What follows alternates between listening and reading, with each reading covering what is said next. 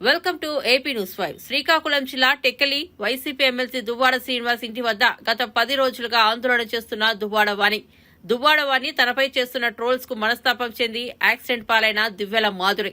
కొద్ది రోజుల క్రితం విశాఖపట్నం అపోలో ఆసుపత్రి నుంచి డిశ్చార్జ్ అయిన మాధురి మరలా తన ఆరోగ్యం బాగాలేదు, తలలో బ్లడ్ క్లాట్ అయింది. దీని కారణంగా ఓ 10 రోజులు సోషల్ మీడియాకు దూరంగా ఉంటానన్న మాధురి 10 రోజుల అనంతరం మీడియా ముందుకు వస్తారని వీడియో రిలీజ్ చేసిన దువ్వాడ శ్రీనివాస్ ప్రేయసి మాధురి. హాయ్ అండి, అందరికీ నమస్తే. నేను మీ మాధురి. నాకు మీ అందరి సపోర్ట్తో చాలా ధైర్యంగా ఉంది. ఇదే సపోర్ట్తో ముందుకెళ్ళాలని కోరుకుంటున్నాను. కానీ ఈరోజు కొంచెం హెల్త్ మళ్ళీ ప్రాబ్లం వచ్చింది.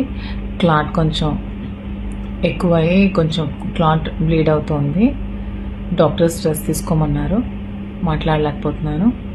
సో కొద్ది రోజులు సోషల్ మీడియాకి దూరంగా ఉందాం అనుకుంటున్నాను.